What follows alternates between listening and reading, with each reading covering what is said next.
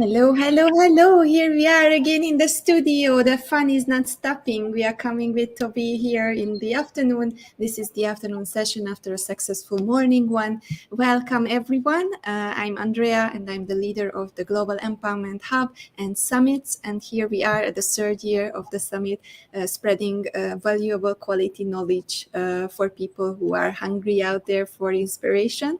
And I'm starting this afternoon with Tobi Nagy, who is also having Hungarian roots, just like me. Hi, Tobi. How are you? Good, thanks, Andrea. I'm really having a great time at the moment. Yeah, this technology is amazing. Yeah, it's really nice. I think this is the easiest way to do events and very beautiful and very quality sessions with StreamYard. I use it for the third year, and I'm so thankful for two things in my life. I always promote. One of them is Canva. Second one is StreamYard. So if you want to make something easy, then these two tools can help you. Alchen is already with us. Hi, Alchen, and thank you for watching. Thank you for everyone who is tuning in. With Tobi, we have a special topic today, but before we jump into that, Tobi, introduce yourself a little bit, your background, where are you from, what's your favorite fruit, anything that you would like to share with the audience.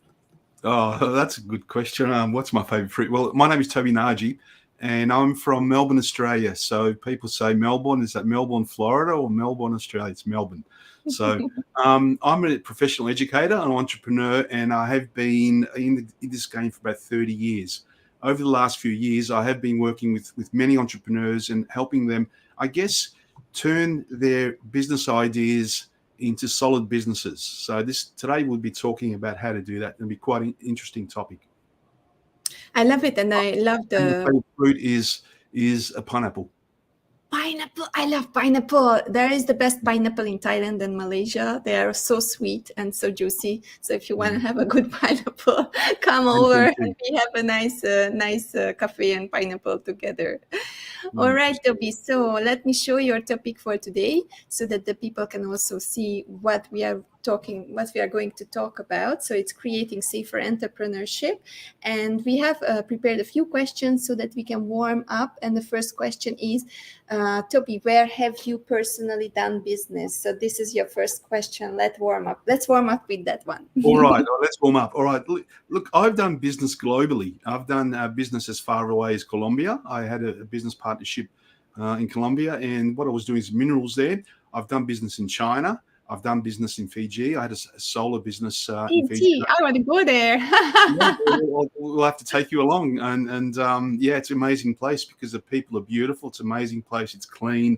It's all those things that you love. It's small. It's not crowded. But I will be showing some photos in the session about Fiji. So you'll probably get a little bit of taste test of the experience that I've been going through over the last 4 years living in Fiji. You've also done business in Singapore. Very nice. Singapore is kind of becoming like a really, really strong base in Southeast Asia. It's already developing for a long time, but nowadays it's really getting more powerful and also more expensive. Well, that's why you're in Malaysia. Exactly. Yeah. So, Tobi, your title is something very special. I was asking 2 times to correct the title itself because I didn't really get what's behind, but now I see the reason why you put it. Can you explain us why creating safer entrepreneurship is so important for you? Yes. Well, I've been looking at businesses. I've been mentoring businesses. I've been developing courses in entrepreneurship and also being consultant to many businesses. And what I do see is people make the same mistakes over and over again, right? And these mistakes are fundamental mistakes.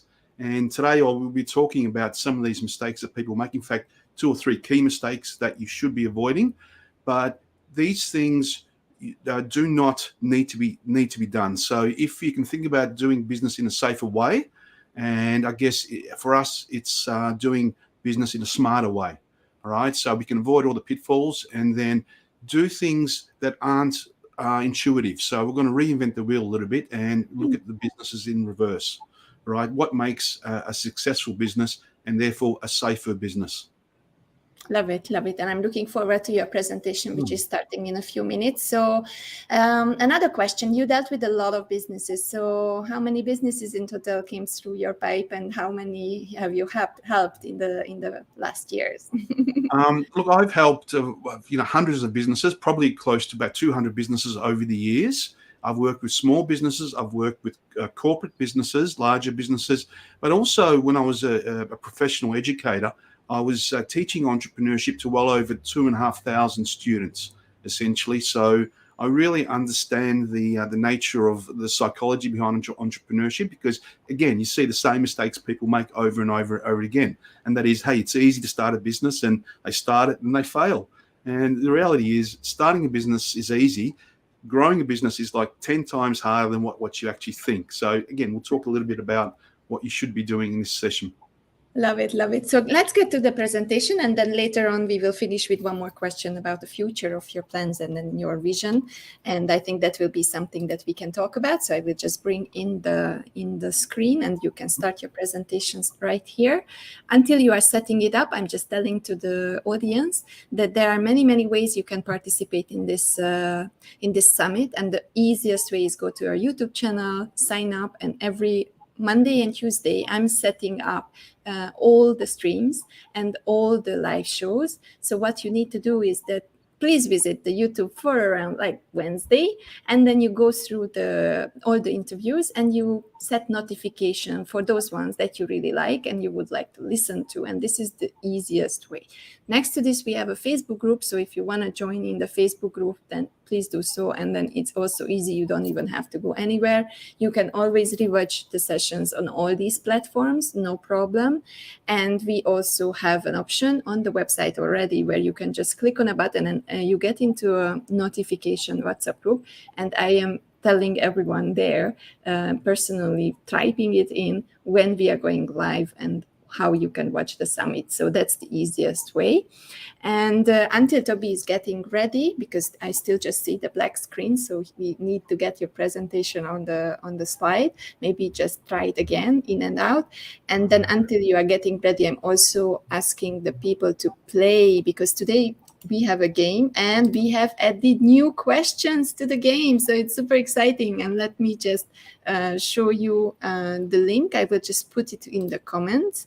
What you need to do is to click on this link. It will pop up a very, very easy way of doing it is to put your email addresses. And once you put your email address, then you have the questions. The important thing to do is just to put your email address always the same one, because once you start with a new email address, then the counting starts again. So you will never be able to win. So Tobi, do I help you somehow? Because I just see the screen and I saw it before. So I will just remove again and try to edit again from the studio. Here you go. I will pick the other device so that we have, I have to invite him again back to the studio. And that's what's happening when we have multiple devices inside.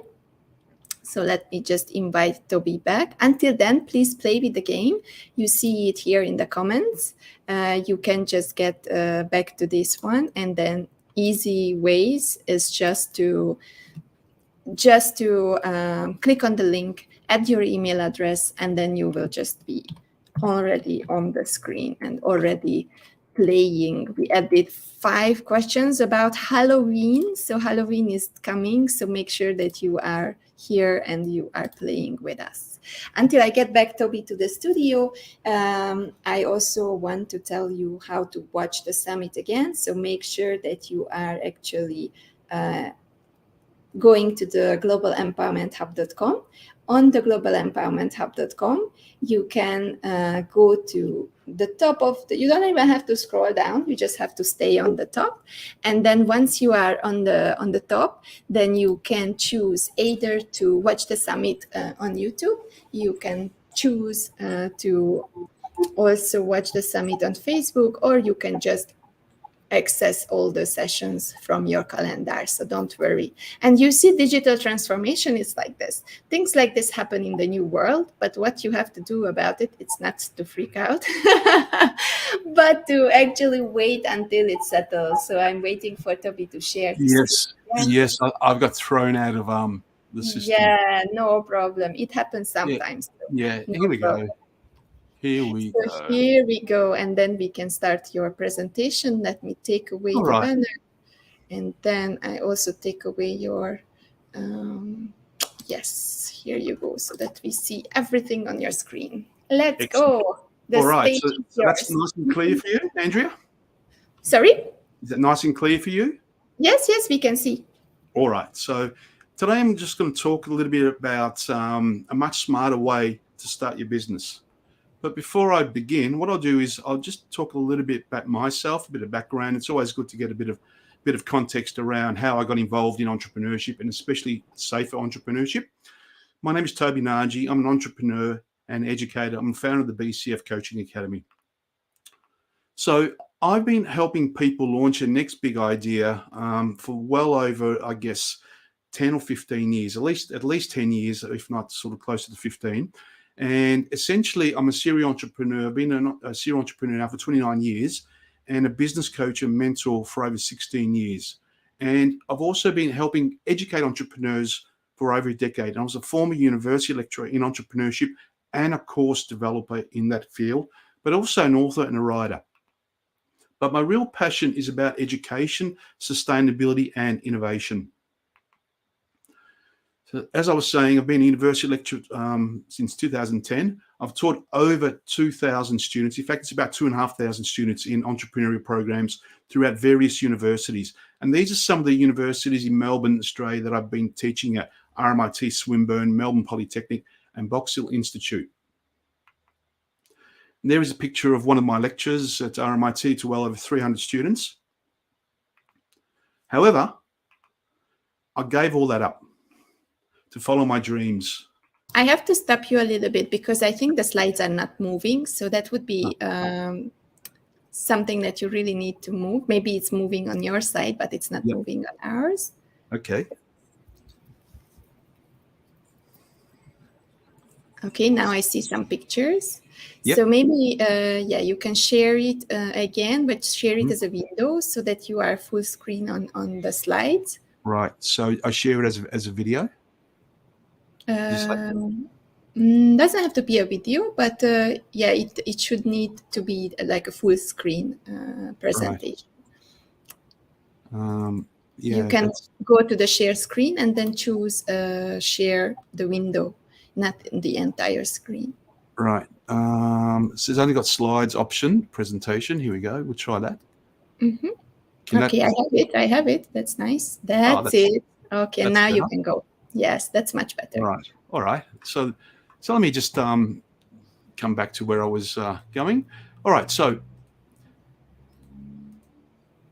in 2017, I gave all that up to live the life of what we call idyllic. So I went off to Fiji, and there is a bit about my life over there. So it was all about tropical fruits, including pineapples, of course. It was all about waterfalls. It was all about just being independent and really just having a really, really good time. So whilst I was in Fiji, I also become a vegan as well. So having a healthy diet and a healthy, balanced life for me was far more important than earning money and doing all those things that just drive you crazy in the rat race. All right. So, all right, let's try to get to the next slide.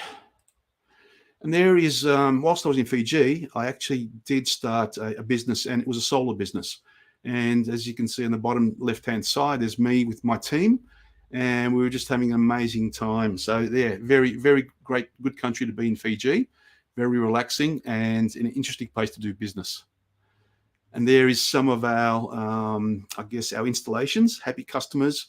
And you can see on the bottom right-hand side, there you probably see some water and a gentleman carrying a solar panel across the river.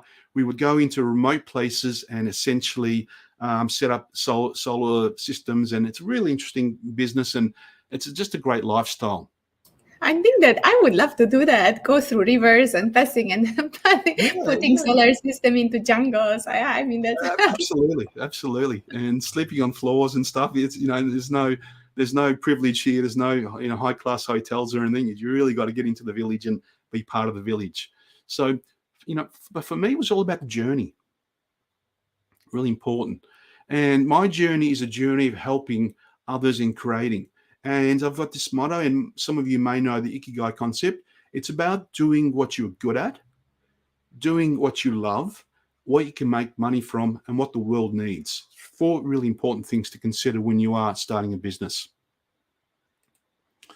The most important thing for me is surrounding yourself with amazing people. And you want to be around people who can inspire you, but also who you can inspire as well. So a bit of both, right? So make sure that when you do go out and start a business, you do fall into with amazing people. And I know there's a bit of a cliche to say, if you go into the room and you're the smartest person in the room, then you're in the wrong room. So essentially, it's inspiration is really, really important. Here's a bit of background about the BCF Coaching Academy, which is the academy I run. What we do is we help entrepreneurs build their ideas and test and validate them before they launch. So our concept allows you to save time, money, and opportunity cost. But that's not where I'm going to be talking about today. So I'm going to talk about safer entrepreneurship. Just want to share some facts on business failure.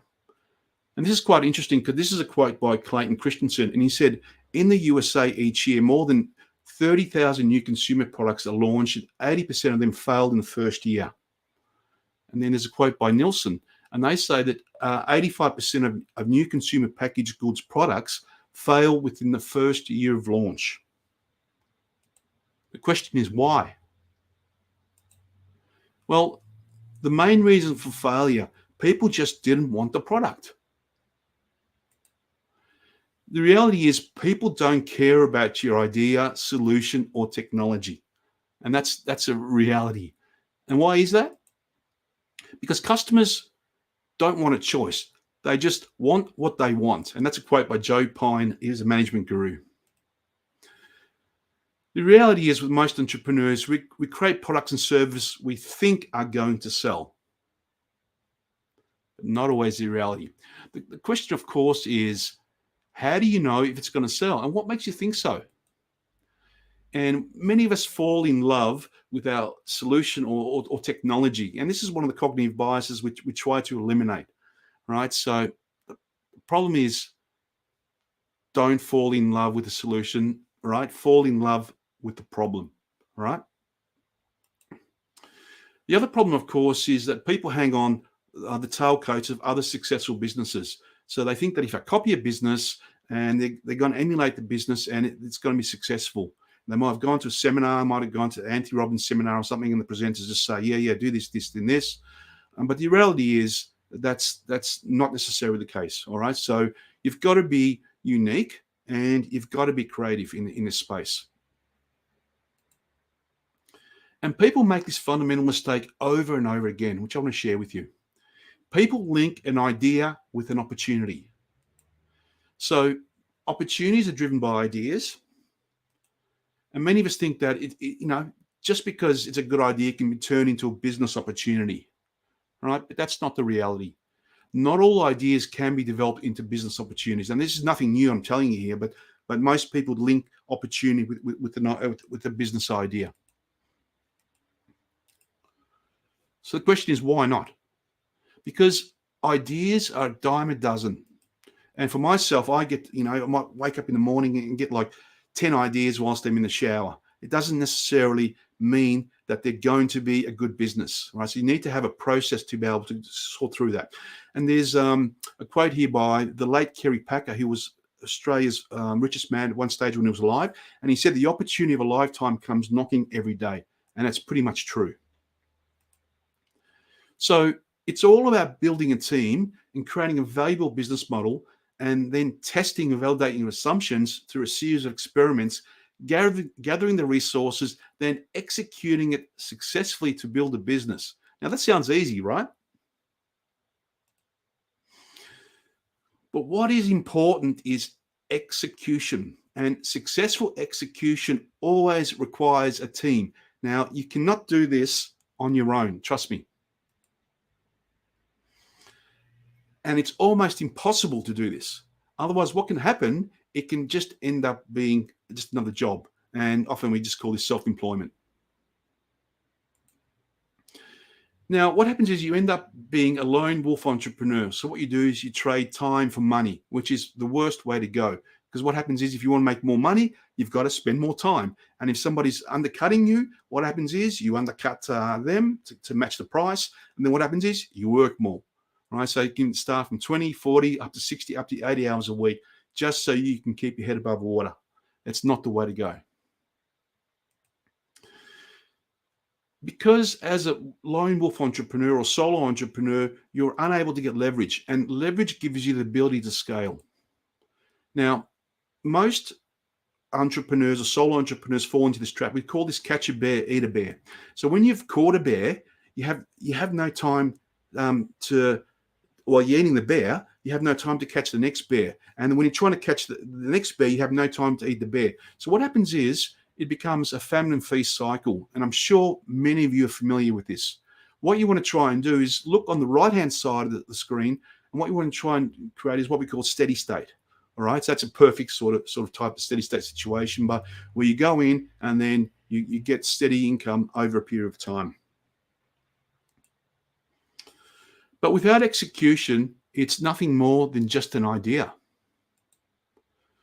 Right? So, and without a team, it's nothing more than just a job. Often with many headaches, and you've got headaches like compliance, you've got employees, you've got superannuation, your wages, you've got rent, all that sort of stuff. So if you're not making money, often you're better off just having, getting a job, and you don't have to have all these headaches and heartaches.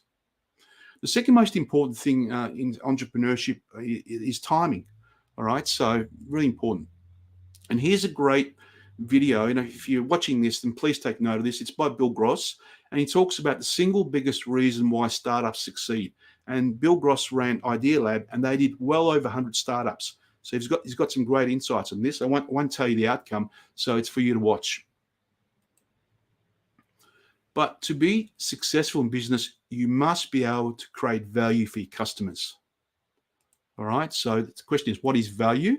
Well, value is really, it's simple. You create value as a seller by filling the customer's needs and wants. And the question is, why do people buy? There's only three main reasons. Your product or service is either a painkiller, a candy, or a vitamin. Now, painkiller, obviously, you've got a headache, you want it removed. Candy is more like a luxury good, or a vitamin is something like insurance. It's good to have, but not necessarily, like a gym membership, for instance. That's a vitamin for most people. I love it. I love this categorization. First time I'm hearing it. So painkiller is something that is, you have a problem, it's aching, so you want to have a solution for that. Candy is something, I feel like I want to go to the spa, so I'm searching for a solution. And vitamin is enhancing my life, right, or my business. Yes, absolutely. Exactly like a vitamin does. You only take vitamins when you got money. When you don't have money, you don't take vitamins. So I really love it. Good to have. And a late professor of mine came up with this concept. He just passed away recently from COVID as well. So I was really sad to hear that. But every time I do this presentation, I think of him, furthermore, customers only buy benefits, not features, all right? So just got to be clear about that.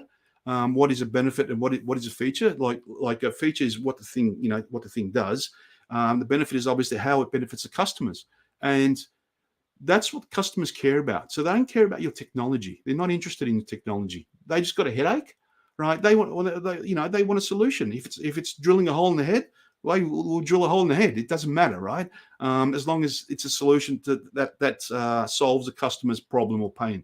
All right. And it's much easier to sell painkillers as well, as opposed to, say, candy and vitamins. All right. I would love to ask a question here, because I heard this many times. People were doing this many times, benefits, features, and all these, but it's really hard to differentiate between the two. So could you tell us like very easy examples for benefit and easy example for a feature? Yeah, think of a car, right? Now, think of I'm going to buy let's say full drive, right? People say, it's got, certain engine, it's got certain size wheels and all that sort of stuff. That's the features. The benefit is hey, can I take it off the road successfully? Can I put my family in there? Can I put my bike in there? Right. So will it solve my problems in life? So too many times you go to salespeople and they say, oh, it's got radio in there, it's got electric windows, a carpet, and all that. Nobody cares about that. Nobody cares. It's got fuel injected, or even if it's electric vehicle, unless you're really wanting to save money, you just want to make sure that you can get around safely. So when you sell things, you need to sort of ask the customer, the prospect, is what is it you're going to use it for? Okay, you're going to take your family in the car? Are you going to go off road, or are you going to do whatever? So work out the benefits first as opposed to features. Nobody cares about the technology, let me tell you. Yeah. So hope that's answered. Mm-hmm. And then interestingly, there's three types of values as well. So there's intrinsic, extrinsic, and then instrumental. Now, for instance, if we look at a house, right? Intrinsic, it has character, good vibe, and clean, uncluttered. And then its extrinsic is the location, and will hold its value. And then instrumental, you must have a garage, or must have 4 bedrooms and one bathroom, or more than one bathroom, or whatever. All right. So we tend to buy on these three factors as well. Sometimes they're a combination of all three. All right. So just be aware the value is measured differently, and it's very subjective. The next thing I want to talk about is most people design businesses that are essentially, they're not valuable and not unique. All right. So what we need to do is we need to look at designing businesses that are not just unique but not valuable, or valuable but not unique. All right. So if it's valuable not unique, then it's a commodity. If it's unique but not valuable, then it's a mousetrap. What you need to do is you need to design businesses that are unique and valuable. So really important to understand. And when you want to create a valuable business design, this is what you need to consider. So desirability. So do they want it? Is it feasible? So can we do it? And viable. Should we do this? All right. So, and that comes in design thinking. Now, not only do you have to do a business that's unique and valuable, it must be remarkable, right? And Seth Godin came up with this concept. So is your idea remarkable, worth spreading? Great video on this. But if you are selling what everyone else is selling, then who needs you? Why would people take a risk on you? If you're not doing anything remarkable, who cares about you? All right, that's the reality of business today. And there's that video I was talking about. Now, the other thing that people mix up is price and value. They consistently think that just because you're getting something cheap, that it's good value. Now, we're conditioned to think that, so we need to separate that as well. Just think for a moment why people buy Apple phones, all right? Now, remember, when we talk about value in business, value is only generated when the customer hands over the money in their pockets or wallets. Until then, you have not created value, all right? So there's many measures of value, but that's the question is your product or service compelling enough for them to do that? All right. Furthermore, people do not get paid for their time. They get paid for the value that you create for others. And if you can understand that concept, then you can move away from the concept of time. So the question is, what value are you offering prospects to drive them to purchase? So here are the principles of safer entrepreneurship. We'll just wrap up in a minute. The first thing, right? Align everything before you start, right? So begin with building your team, network, and community. Every single business that I've run recently has always been around building your team first, your network or your community. Then surround yourself with the right people who guide and inspire you. Now, if people don't inspire you, get rid of them. It's simple, right? Then find the right mentors who are experienced business owners who have done it over and over again. And then create a business model that's unique and valuable where you can build a market dominant position, all right? And then create something that's truly remarkable, all right? And then obviously test and validate your assumptions through an established experimental process before you start. And that way you can save a lot of time, money, and really heartache. All right, so there's our website. It's safer.net. And again, we just delve deeply into a little bit about why go it alone. All right, so very interesting website. And our key takeaways, I won't go through them individually, but essentially, you can just read through those, as I know we're running out of time. But certainly it's not about the idea, all right? And don't fall in love with the solution of technology, right? Fall in love with the problem. I love it. I love it. I love the stop copying idea and be remarkable and be different and dare to be different. Keep asking why. Ask why. Like, be curious and challenge the status quo. Because as entrepreneurs, we need to break the ground, basically. We need to push boundaries. That's how you become successful. I mean, look at Elon Musk. What he does is he continually pushes boundaries. Whether you like him or not, it doesn't matter. It's about pushing boundaries. Yeah, success is out of the box. Absolutely. Now, just a final note before I wrap up. Now is the best time in recent history to start an enterprise. The question is why? Well, various reasons. Less competition. Everybody's waiting or trying to figure it out, or sitting there scratching their heads going, what's going on, right? Or they're waiting for like pre-COVID. Let's go back to pre-COVID days, right? World's changed, right? But what we're seeing is the rate of change is rapidly increasing. So there are new windows of opportunity opening up every day. All right. So I always say, seize the day, right? Don't wait for it. Carpe diem. Thank you so much. That's you can reach out to me. And here is our social media. Thank you so much. I also put your LinkedIn link, so I will just show it up here so that people can go straight away to LinkedIn, and also you can connect with the speakers from the website www.globalempowermenthub.com, and then you have the speaker menu page, and you can scroll down and get connected with everyone on LinkedIn. You just have to write, okay, hi, I'm XY, and I found out about you through the Global Empowerment Summit, and all the speakers are happy to talk to you and happy to connect with you and help your journey. Thank you so much, Tobi. I will just take away the presentation. It was amazing to see you working. And I hope it's see been you in valuable. Action. I love it.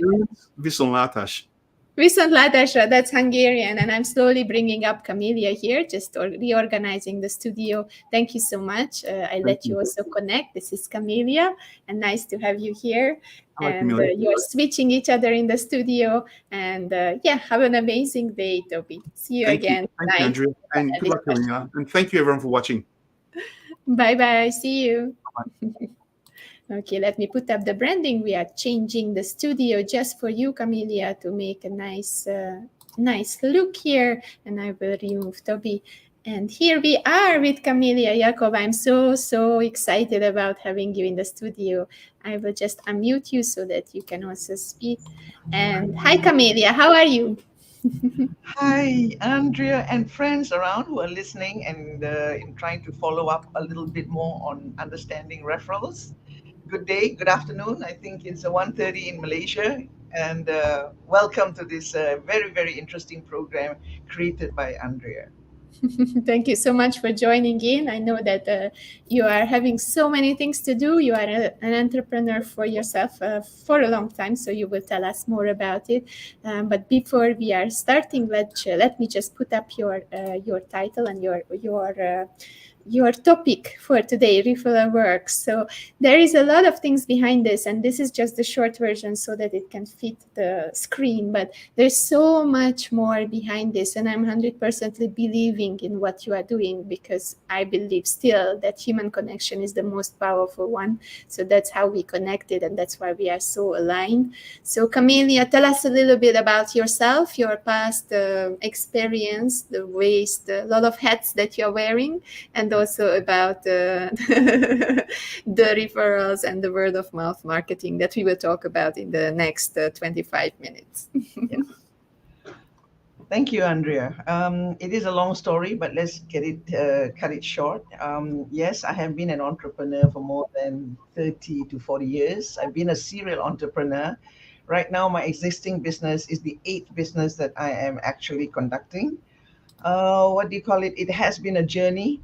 And I believe business is a very inspiring. It's a very good teacher for many people to grow in. It's very good, ambience. If you like challenges and if you like to grow as a person, I think business is a good way to do it. Yeah, I've been doing a lot of stuff in my life, but I guess I'm one of the few people. Challenges for me, I survive on challenges, and when I started my business world is I created a product, and the product is the business itself. So what I did was I transacted all my businesses using my business. So I was selling my business every 2 years. I had a plan, exit plan, to leave and sell the business, and then go on to the next business. And I run the business myself. I don't buy from anyone. I created my own business model. I ran the business. I managed it. I marketed it. I did the sales. I did the cooking. I had 3 restaurants, so that was it. I'm also a pizza maker, so that's another one that I did. Oh, I wanna try it next time you cook. And ironically, it was a wood fire oven, and you need to have really good skills of a traditional pizza maker. And again, why did I do this? This is very interesting. A lot of people ask me, how did you manage to survive? Because I am a very big geek on experience. I love experience. I know the value of it. Nobody is able to teach me about their experience, because experience is so personal, and how you interpret it and how you make what you make out of that experience is actually what develops you as a person, as an entrepreneur, and how it develops your business. So that's why I believe business is one of the life teachers that actually guides you and helps you to make hopefully the right decisions. So in a nutshell, this is what I've been doing. This has been what, 30, 48, yeah, 8 businesses. This is the one that I'm doing now. And what brought me to, I think the most interesting part was the big change as an entrepreneur, when I decided not to do entrepreneurship per se, but how to pay it forward. I've always learned that in my business, you can only survive when people come to you and put you money in your pocket. As what Tobi was talking, you only create value when a customer decides to give you money. And this is the thing that a lot of people maybe take it for granted, that you are looking out just for the business, for the money, and it's all for you and your business, your company, but you forget that it's society that has actually backed you up. If they did not come in to give you any support, you don't have a business. So I was very aware of this, and so I wanted to pay it forward. I didn't know how. And I think the aha moment was when you begin to understand that your skills should be able to help pay it forward. Use your skills. All right. And I began to understand that. And then I decided to sit down and go like, what are my skills? What were they? What is happening now to me that I can help to share with a lot of other entrepreneurs? Because I come from that world. And so I knew one thing. I think 2 or 3 things that I understood was, I'm very secure in the entrepreneur world. I have a lot of confidence in it. I know how to go in and out. For my business, I'm not sure about others. I don't audit other people's business, but I audit my own. So that gave me a very, big step, okay, ahead of others. I've got the skills. I've got the understanding. And I think the last thing I needed to develop was empathy for the people that you're going to deal with. Because after coming from a very hardcore business background, empathy is the last word in the vocabulary. So as an entrepreneur, sometimes you need to take this word empathy and give it a very good cleanup, which I did.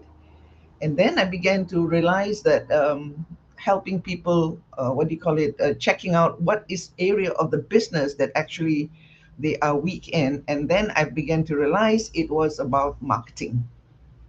Sales is everybody's word. Everybody knows sales, but marketing, somehow nobody seemed to address it.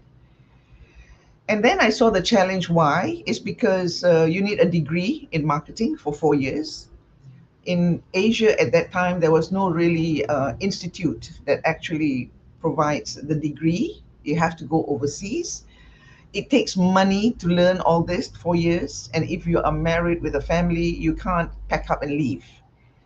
So looking out for all these areas, I began to realize that the only way I could help them with marketing was to use a very simple basic, which is word of mouth marketing. And this is after doing a lot of reading and research to find out what areas of marketing, since word of mouth marketing was the key, but there was no institute teaching you. Nobody teaches you word of mouth marketing. So I said, okay, this is going to be my responsibility, my job to go and find out what is word of mouth. And the more important questions, how do you get word of mouth to help people in business? How do you help them to profit? In a lot of the talks that I give in business, what is the meaning of the word business? I think Tobi, I was listening to Tobi, the last speaker. Yeah. He did touch a couple of things that I thought of. I realized that, you see, the meaning of the word business, what does it mean? It means, for me, it means profit, full stop. It's not even about money. Money is about the profit, right? Money is in the profit. So it's about profit. If you are not making profit in your business, you really got to sit down and figure out what else you need to do to create that profit. It's not creating an income. Because if you're creating an income, a job can do the same thing. This is what Tobi was talking about. A job can do the same thing. But profit is a different set of rules, a different ball game altogether. So this is the thing that I had to help a lot of people understand, that profit is about, a business is about profit. So I looked at word of mouth marketing. Now, the fundamental formula for word of mouth marketing is low cost. What do you call it? Very efficient. All right. What do you call it? Not much time you need to put into it. Okay, that sounds good. Okay, low cost, less time, and effort. Yes, there is a certain amount of effort, but not when you're doing it alone. And word of mouth marketing requires the community. 4 characteristics that you need. Once you've got it all set up, but the one thing that was lacking that a lot of business people can give will be time, yes, money a little bit, okay, effort, fine, community. Community is converted by we use the word networks. I think that is the word that people understand, right? And that was where they were weak in. So creating a community of people who can practice and perform and do word of mouth marketing for each other is, I think, the way to go. If you want something cheap, you want something easy, that's the way. You want to do it the other way, it's okay. It's your choice. But for a lot of entrepreneurs, listen, any business, if you can cut off your time, cost, and effort and still make profit, I tell you, I'll be the first one to join that business. I love that kind of formula, right? So, and you can't, right? So the thing is that I decided to create a network of word of mouth marketing people. And that was the idea that was mooted in 12 years ago, 13 years ago, and we called it Root Warmers. All right, that was my 7th business. And but the funny part is that a lot of people talk about networks. And when I started it, I'm from the south, and I was starting a business in the central of Malaysia, and I don't know anyone. I am new. I have no history here. Yeah, same like me. When I moved to Malaysia, it was Yeah, exactly the same for me. isn't it? Yeah. And we are people, we are solution people. We are pro solution. We don't sit down and think like, okay, I don't know anyone. No, no, no. The next first thing that we ask ourselves is, now what do we need to do? Okay, so I needed to network. I need to go join some NGOs, some associations where there are people. I need to be there. And that's how it all kicked off. And so Root Warmers went on for 12, 13 years now. I created a system. I curated it because of the business aspect of it. I understood how they work, the mindset. So I designed a system. And this system, I did it with using trial and error, a lot of trials, because nobody's ever created a system in word of mouth marketing ever in the world. There are other ways of doing word of, but nobody actually could explain the how and the why. Yeah, it was just going on, right? By itself, without I talk to system. you, you talk to me, but where does it go? What's next? That part was very difficult for people to understand word of mouth. So I gave the answers to all that. And that's how many people picked up the system, used it in their business, and thousands of business people went through the system. It's guaranteed to work today. I could very safely say in public, yes, the system is guaranteed to work. The only thing I cannot guarantee is your working the system. So if you don't work the system well and it doesn't work for you, then something is wrong. I have to go back and check what you have not done or have done. Okay. But the system works. So then we came into the COVID period. Because word of mouth was actually done face to face. And then we went into the COVID period and everything just slowed down to nothing. But those members of mine who have been with me for the last 12 years, they said, do not let this go. This is a system that can help people, even online. But I'm not a tech person, I mean, I know the fundamentals, I know what to do, but this is a big job for me alone to do it. So the team decided, hey, we'll come in to help you. Okay. I said, hey, I got a team here, and they all volunteered to come in. So for the next 2 years, every week we were meeting to discuss how to create modules. And we have done it up to now. Now we're just doing the back end, some of the tech stuff. And probably in a month's time or 1.5 months, we'll probably do a soft launch. And next year, I am doing the first referral summit in Nice. in February. So from word of mouth marketing, we extracted the best of the best, cream de la cream of word of mouth marketing, and put it into the referral system. So what you get in 10 modules that we were working on will be top of the line information that should get you where you want to go as soon as possible, and it will be profitable because the cost has gone down. The time, because we have now marketing it at such a super low price, the time and effort you don't need to invest in because we have done that heavy pulling for you. And all you need to do is to read it again and again and again until you get the hang of it.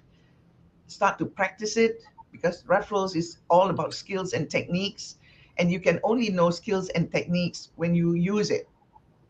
What works for Practice you, and what doesn't work experience, for you. just Yeah, like you the said, right? experience. And it is amazing because it will build you up as an entrepreneur. And given the choice of what we have today and next year being an inflationary and recessionary period year, what do you call it? You need every single tool you can to keep your business alive. And referrals is the next key thing, because now we've given it a form, we've given it a shape, we've given it life. Because once upon a time, referrals was always marginalized. It was never, what do you call it, acknowledged. It was never respected. It was always like the last thing that, like, can you just refer me? Is all done very randomly, very sporadic, okay? And what do you call it? And it's just manufactured according to your whims and fancies, and that does not work. So that is why we decided to recreate the whole system of word of mouth. And we, at the end of the result of doing word of mouth marketing, the byproduct will be referrals. And I love it. I love it. We have a question, so let's just answer the question to keep our audience engaged. We have Mina here, we have Alchan, we have someone else oh, here who's hi, asking hi, some hi. questions. So, how did you create the root warmers, and did they get any perks from doing the work or the word of mouth marketing? I So, love this. how does it work? I like the spelling, room warmers. This is really good. I was like, okay, we have a warming. No, it's spelled WOMMER. Word of mouth marketing. Okay, let's just correct that part. How did I create it? How did I create it? That's a long story. But in a nutshell, I created it. Definitely, you need a system. That was the first aspect of anything. To make it successful, you need to create a system that anyone can sit in the driver's seat and use it anytime. So that system was the way that I decided to use that as my pillar for root warmers. Okay, so how, that is a long stretch. What do you call it? I created using that as I said, the what do you call it, the system, giving word of mouth marketing a system. Okay, did they get any perks from doing word of mouth marketing? There are no perks to earn because everyone comes in to focus on their own business, right? So if this is where you build referrals, actually equals relationship. There are two R's in referrals. One is referral, one is relationship. So we have gone, I come from a very traditional background of business, meaning everything that I do, if I'm going to do it for somebody, I need to be given certain fees. I need to be given remuneration. I need to be given commission. Otherwise, I don't move for you. So this is what we have been brought up with. And when I started Root Warmers, I decided to disband this. I said, no, whatever that you get, you refer somebody, you please whatever job he gets, even if it goes into the millions, you don't make any money because it is not your business. It is somebody else's business. And we are here to help their business. You want to get something out of word of mouth marketing, get others to word of mouth market your business. And that's how you earn. You don't have to earn off somebody else's business who has worked so hard, and put in so much effort, and we come running beside and say, hey, you give me a little bit of that money that you've been earning all this. You can't, it's not human, it's not right. You cannot build relationships on that. So our focus was, how do we build long-term relationships?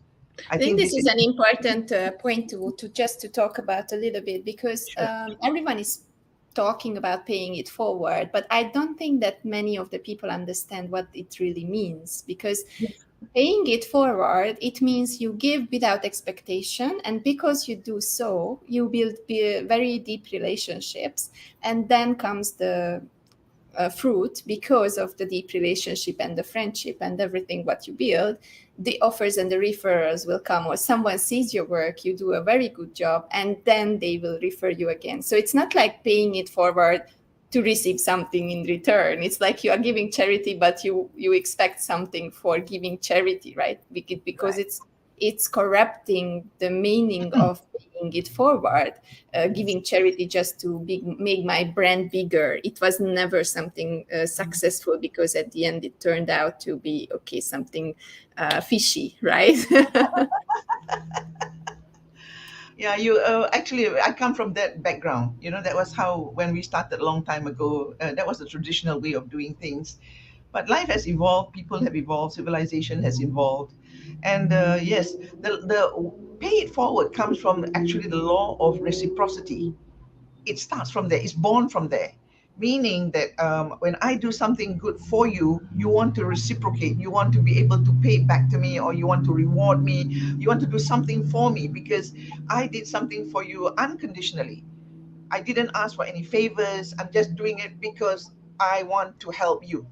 That's it. Full stop. I know it's almost surreal, that kind of situation, but I went into that world when I started Root Warmers. It was very difficult. It was a mindset change, but law of reciprocity kicks in, paying it forward, because sometimes at that point, I'm not able to return the favor.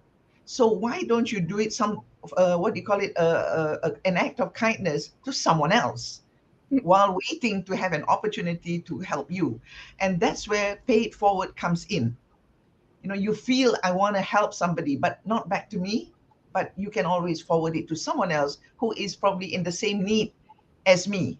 Doesn't have to be me. So paying it forward is amazing. It creates a very what do you call it, a very fluid referral system. And what do you call it, this is how you sustain that profitability in the long run, because once you get around to doing this, people start to get to know you.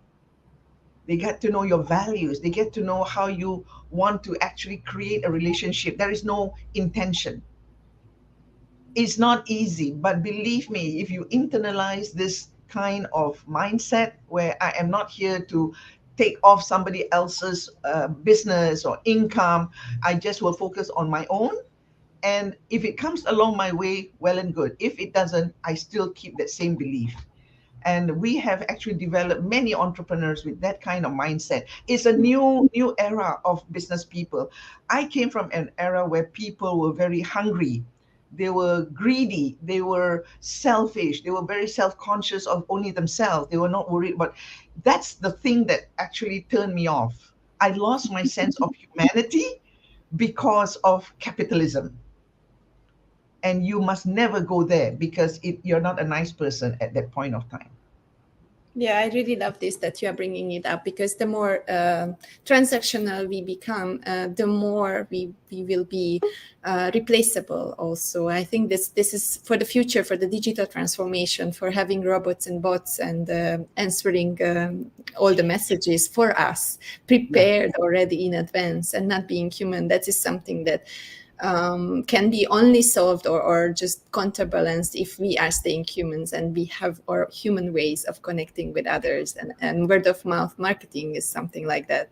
And I really love the concept, and I'm happy to feature you. Looking forward to your summit also next year. I believe it will be I'll catch up with amazing. you on that. That will be fun. Yeah, I'm happy to have that, but yeah, basically that's something that I think it's just the more people know about this, and the more people are engaging with this and implementing what you say about word of mouth marketing, the more people will be successful together. So that's the best concept to have. And then on the last note, looking at what came up with a very good word. It's the one key word out of all that you've said is for us. I would advise a lot of business people, when you take up referrals, don't approach people on a transactional level. Approach them on a relational level, where how can I help you? How can I add more value to your business? This is, I think, so important because it's not about it's about others. It's not about you and me, it's about others. This has always been my mantra in Root Warmers, and Referral Works, we practice the same thing, and it's never about you. Otherwise, there will be a full stop, because you can get burned out of that. And why do we keep going and we're passionate about it? Because it's not about us anymore. I think, Andrea, you got that too, because this is no more about you. This is about all these people who are, they need to sustain themselves through your global summit. Exactly. It's about all the coaches that we bring forward, or your activities that you are doing, showcase you to all the world who is watching us and keep watching us, because this knowledge and everything stays up, and we will building the academy, we will have our book. So it's basically something that we just started, and it's good to be part of the community. And it's the same with your business. It's the same with other communities out there. Like Charu said it this morning, that choose one community. You don't have to be part of every community, but choose one community and then support those people and put all yourself in it, because that's the way how it will work. Absolutely right, Andrea. And what do you call it? But start referring, the art of referring, start it right. Don't go down the wrong road, because it'll all go wrong for you. So get it right, do it right. I think start it right, do it right, and get it right. This is what Referral Works actually offers you, my group. And we look forward. We have a lot of things happening also for Referral Works. But it's going to be another interesting challenge for me. And I'm up to it. And you, Ara, we love out of the box things, and we love challenges. I know it from you. I know you already, that you are very similar. So I think we are thriving on challenges and new things to learn and to digest and to dwell in it, and then just be there and enjoy the moment. So I'm looking forward, and congratulations for you for all the things that you already experienced and what you will in the future. And I love to have you here in the studio. On the last note, before we are saying goodbye to each other, where can people reach out to you? Where can people meet you? How can they get in touch with you? Well, we have our website, our email. You can, website will be www.referralworks.co. What do you call it? It is, at the back end, we are still working on it. You can always write an email to me. I'm not sure, I don't know where to type it in, but maybe you can go to rootwarmers@gmail.com. I mean, that is my basic, you can get me there. Because I'm still a root warmer, and send me an email if you need. I think I can type it out here, maybe. What do you think? Yeah, you can type it out, and then I can share it. So if you want, just feel free to share it. And in the meantime, I'm just reading out a question from Yuba. So Yuba is asking us, how do we distinguish between word of mouth marketing and hard selling? This is something that Yuba is asking. So after you typed in the email, I let you do that.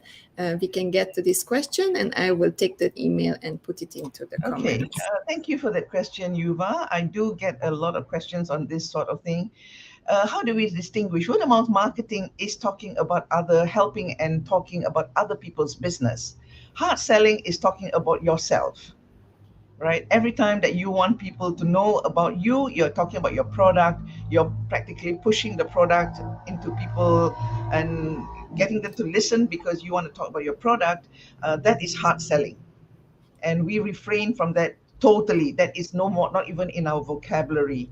Word of mouth is, how can I help you? And eventually the person, due to the law of reciprocity, will ask you, how can they help you? It will be synchronized naturally. It is a human factor. I hope that answers your question, Eva.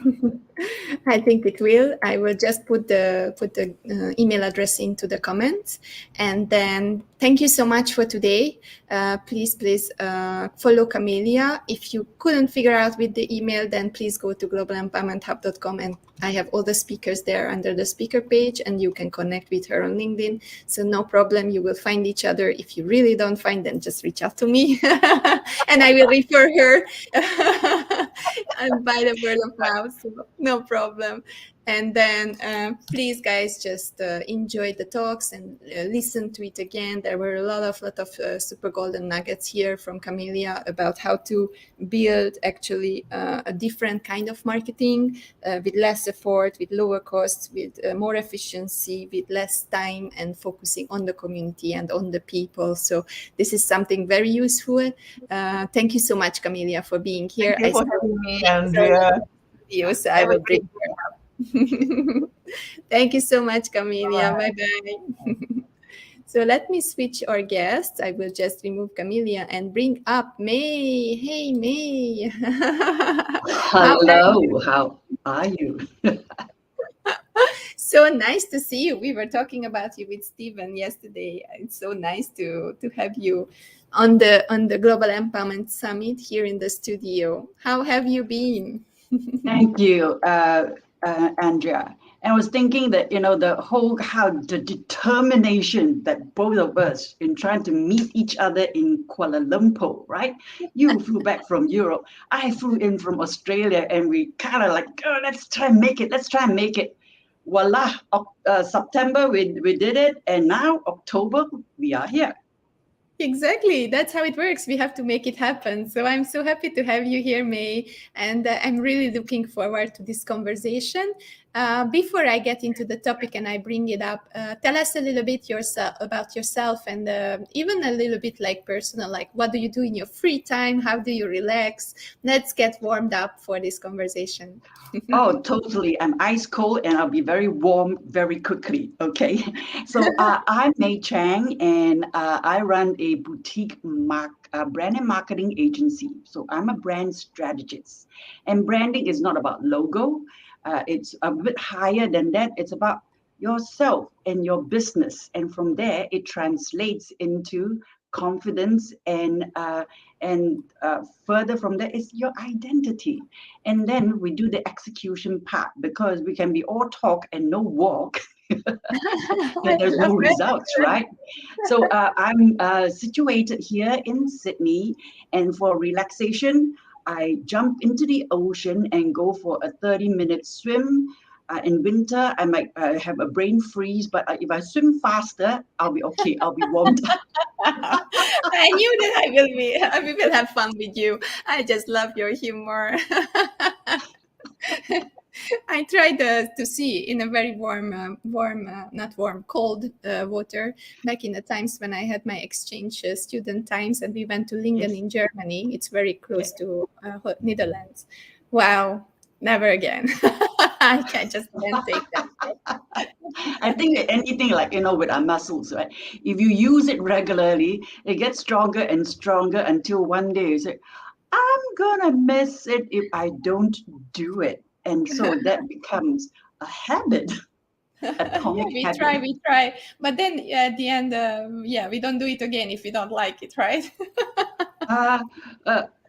That's very true. But you never know, because in our lifetime, there may be different phases of our life whereby you may dip your toe in and say, oh, too chilly. And then 10 years later, dip the toe and say, okay, I think I can do it. And you dare yourself. So that whole thing about, is life too comfortable that it has become boring? Or can I make the uncomfortable, embrace it, get inspired, master it, and then I'll go on to the next one. I love it, May. And I love the energy. You see what's on my table? Oh, well, can we reflect that as well? Whose voice is louder? I We just do got it it from very authentically, okay? I just wanted to share the moment because we met and I was like, all right, I have to have this with me while I'm talking to you. It's so nice. I just love to have it here on my desk. So May, your topic for today is business brand, ID growth, rock chicks, beach boys, and inner goddesses. I already love the title. So I hope you can explain this to the audience so that they also understand. I would delight, right? And it's using these kind of titles is a quick association, right? When we talk about, when it conjures up. When you talk about, oh, who are rock chicks, or let's say rock stars, so that we are not kind of like, we are gender balanced, right? Rock stars. Who are the rock stars? And it's different for each one of us, right? A rock star to me, whoa, I do love people like Dame Judi Dench. Her acting is just marvelous, right? And then you have people like what about Beach Boys? Who are the Beach Boys? Oh, Daniel Craig. I can imagine him walking out of on the water, or Elle Macpherson, right? Or even the Beach Boys. The Beach Boys as a band, like that's a free spirit, like I don't care what people think of me, how they look. They are just comfortable in their own skin. And if we talk about inner goddess, I believe all of us got inner goddess in us. But how do we? Who are the people that inspire us? Those who are kind of like have that brand, like Sophia Lawrence, right? She is a perpetual goddess, right? Audrey Hepburn. So it invokes so very quickly what you feel inspired by them. But what is that constant there? It is about their identity.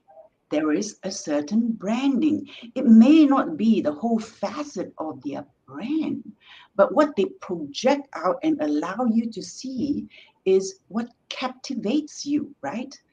And so this is where I get very passionate, because it is about helping businesses and professionals really bring out the brilliance in what is their self, their identity, and project that in life and in business.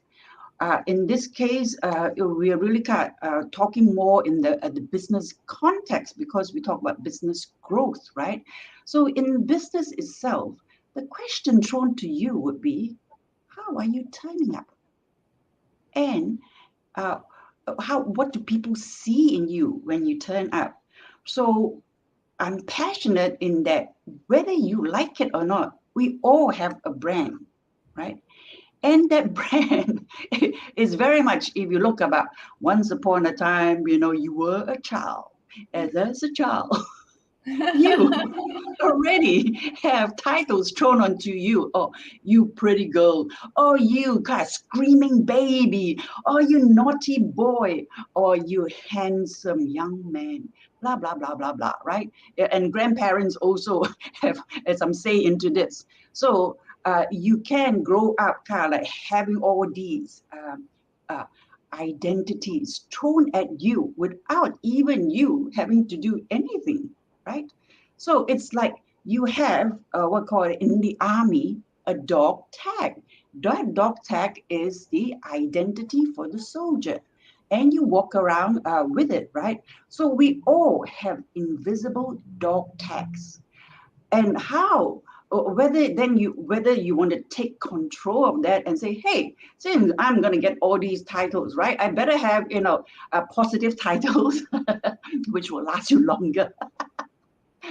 And then curate it and be in control of it.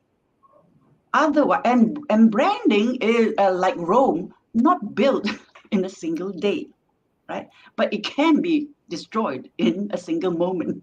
That's true. So it's true, right? So then why would you not, take better responsibility to then uh, navigate it, orchestrate it, to put on your best performance, or that bring on that for that particular sense of occasion. How love about it. that for title? I love it. I love the explanation, and I love that you explained who are the inner goddesses, the Beach Boys, and the Rock Chicks. I think it's also different branding styles, different personalities, different people who are coming up, and they all have different identities, which is so important. That we don't have to be the same. We don't have to copy each other. We just have to get out ourselves what is inside and put it forward so that people can understand, right? Totally. And what works for one person may not be suitable. So you have to kind of like find your own style. And the more important thing is about when do you get to the point where that you're so comfortable in your own skin that you're turning up in your swimwear, your bikini, or you're on the stage strutting, your talents, right? Or that inner goddess where you're just serene, you're anchored, you personify wisdom, and people are coming to you as the go-to person. I think when we can discover that, and that is my mission, and that is also my skills and experience in working with professionals and business to unleash their voice in their brand. And Andrea, you would appreciate when I say voice, right? Voice can be in many forms. You can have a silent voice and yet be beautifully eloquent in the way you compose your proposal, in the way of a phone call where you're dealing with in the complaints department, right? And then you have the smile translated in your voice, which then kind of like just temper down, a very irate customer. And then you get to the guts of the problem, but you are then using all these different senses and values that you have that is instilled in the business itself, and it is then personified through your customer service, through the way phone calls, through the way you solve problems, and it's very customer centric. So I think we kind of skip into the next, topic of how do you put business and branding together, right? Yes, where do you start? I would ask, what's the starting point, right? Because it's Yes. sounds very easy how you like put it all together, but we all know it's not like that because it's all forming. It's not like one thing that will stay like this forever. We are changing, we are also evolving. So it's something that you constantly check in with. So what's the starting point? Where do we start? I think we will start very much as to, what is our value? And if I ask you the question, who are you? Or what do you stand for? Right? It may be two slightly different ways of questions of coming to it. But if I ask you, who are you? Oh, I'm blah, blah, blah, blah, major and all that jazz, right? But what do you stand for? What is important to you that is non-negotiable, right? And I very much I believe it's as we move from stages of our life, like I would say brand and business and wine are the same. We age better through time, and so even for ourselves as a brand, we grow, or we hope we grow. If you're not, you're sliding backwards, and I don't think that's a good thing, right? So that growing part is, I'm learning, personal development, etc. And as you grow, you'll be quite excited as you learn new things, insights, and knowledge. It's like, then keep on experimenting, trying, right? And when you relate that to business, that would be test and trial, so that, hey, if you are curious and inquisitive and say, hey, how, if I focus and think about my customer, and these are some of their problems or challenges or needs, how can I help to solve them, right?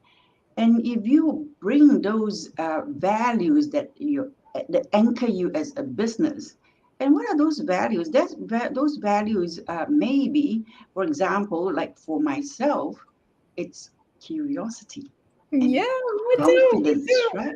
Curiosity. And the curiosity, if I translate it to business, is that I am not going to accept the first answer.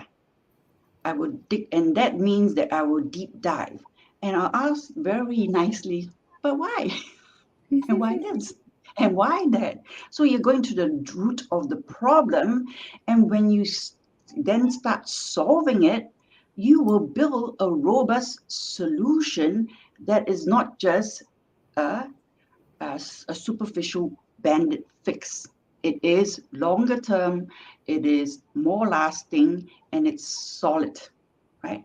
So that value of curiosity, when applied to business, uh, uh, uh, goes into that. So what about confidence?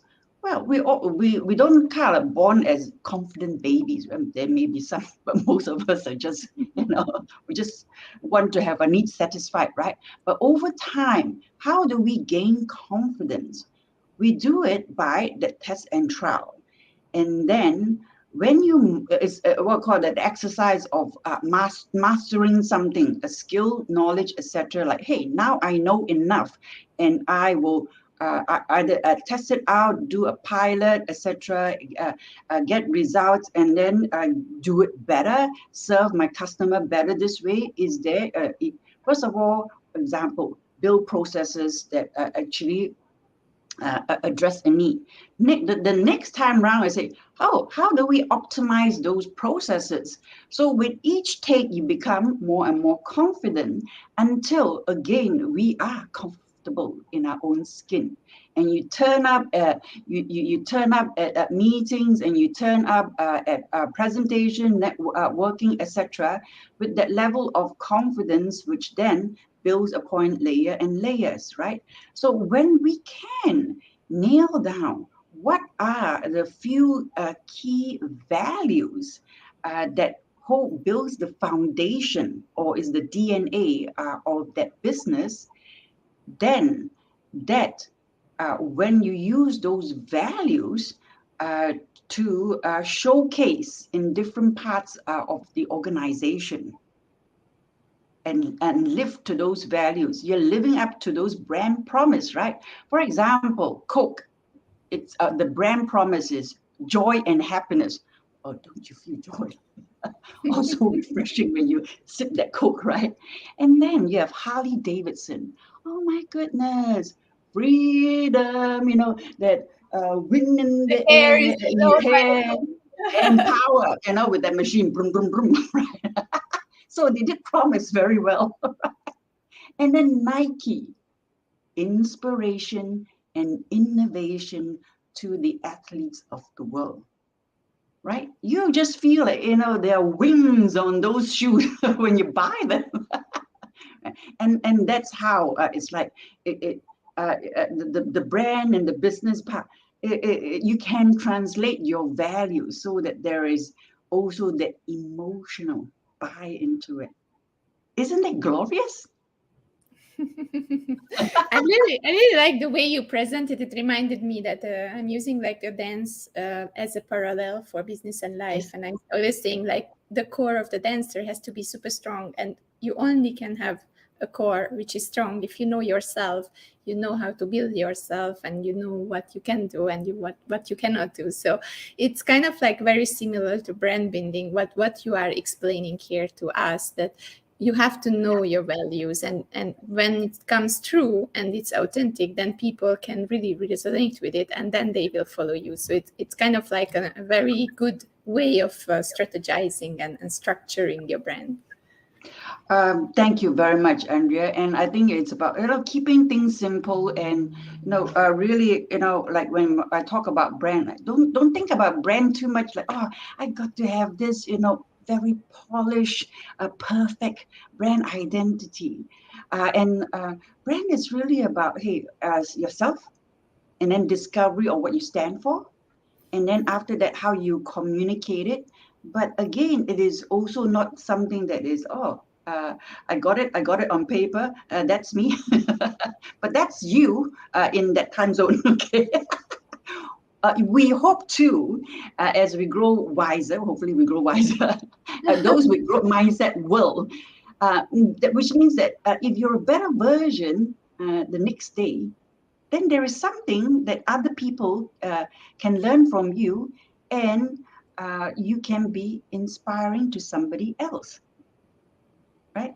And then the marketing aspect, or to me, is not, hey, it's not about getting that very, very glossy, book magazine, front page, etc. Right? Marketing is about how are you building relationship even with strangers. Right? And that could be across several channels. It can be online, and Be through people, like Camelia said, with referrals.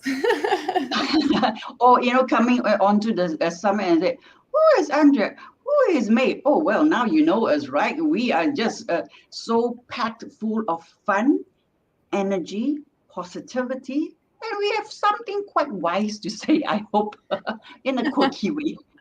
Because I I really think love it. I sometimes love this. you can lay down facts and like, it's so dry. It is not sticking to me, but we can relate it as something kind of like, it's actually, turn it on its head. It's actually a fairly simple concept, isn't it? So you're building relationships with strangers. Oh, I love that. Right? We put our posts, our videos, our blogs onto the social media platform. We are not aiming to attract everybody. We are aiming to talk to those who resonate with our values. And then after that is like, oh, okay, I'm building up a little kind of reputation here. I'm turning up consistently at this time on this day, etc. And I think it's important to then turn up consistently, right? Uh, then you and your viewer, as well as your potential prospect, say, hey, we have kind of like a unwritten kind of contract here, whereby I turn up, but you can then, know that I will be consistent and turn up as well. And from there, when you start building up that profile, that reputation as a subject matter expert, as being somebody who is adding value, I think Camelia, for your last speaker was saying that you can have a transactional marketing, which is kind of very superficial because there's not really much relationship built, right? Or you can have relationship marketing. And relationship marketing is about me talking to my ideal prospect, ideal client, and uh, coming across, understanding the challenges, the needs, and we resonate until when you understand that whole thing about sales process. When I get to meet you first on whatever platform, and then maybe I get to like you. If I like you, I like to know more about you. I'll start scanning your website. I'll start looking at some of the various social media platforms and other kind of channels. And then to the point where we develop trust. And all this whole time, we haven't really kind of like maybe physically met, right? We may have engaged, with likes, comments, and shares, etc. And at that time of trust, then only do we have that permission to say, hey, can we do business together? This will be the closing sentence of our talk today, because I have to jump out and go to the other studio. But I may have to call you back in another week to do part 2, part 3, because I believe in this thing. There are so many little details that can help people, and so many things that, yeah, it's the way how you describe. I think it's easy to relate to, and most of the time when I hear people talking about branding, it's the superficial one, and it's not working as well, and maybe those people will really resonate with you, and they can be triggered by your words. And I would love to get you back. We will talk about let's do session 2, session 3, okay? So thank you so much for being here, May. I will say goodbye, and I will come back in another studio link, bringing up 3 more speakers this afternoon. And after, we are going up to the Women Startup competition. And this evening we have more speakers, and we close the day with a panel discussion. Yes. Yeah. Great job, Andrea. Keep on rocking, okay? Yeah. And thank you again. Beautiful. Thank you so much, and see you soon. Cheerio. Bye. Bye-bye.